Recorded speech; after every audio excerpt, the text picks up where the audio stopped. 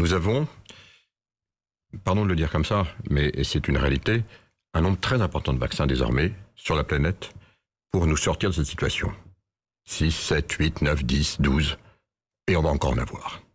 Le sujet maintenant, vous l'avez rappelé, c'est la production.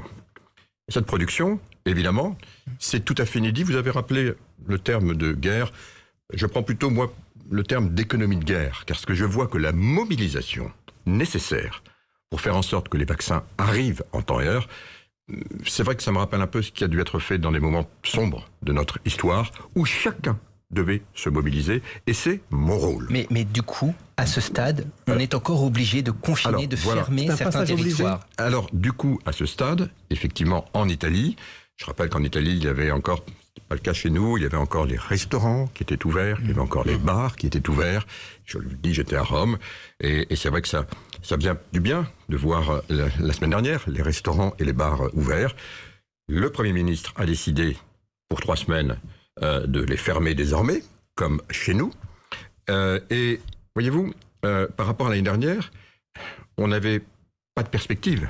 S'il a décidé de le faire, c'est qu'il sait que pendant ces 3 semaines, évidemment, on va augmenter très significativement la cadence de vaccination. Encore faut-il que chacune et chacun comprenne que, évidemment, c'est leur intérêt propre, mais l'intérêt collectif de le faire. Donc, évidemment, on sait que, je vous donne des chiffres, parce qu'il faut parler chiffres, pardon, derrière cela, et je parle chiffres en termes de vaccination. Aujourd'hui, on a 67 millions de doses qui ont été distribuées en Europe. Dans 3 semaines, on en aura plus de 100 millions.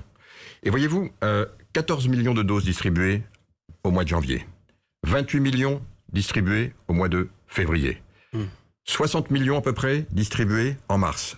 On double tous les mois. C'est une cadence industrielle inédite. Tester, confiner, vacciner, voilà. C'est la nouvelle formule. Est-ce que ça va s'appliquer à la France? Non, je dirais que la formule, c'est évidemment que nous puissions faire en sorte que l'immunité soit atteinte le plus vite possible.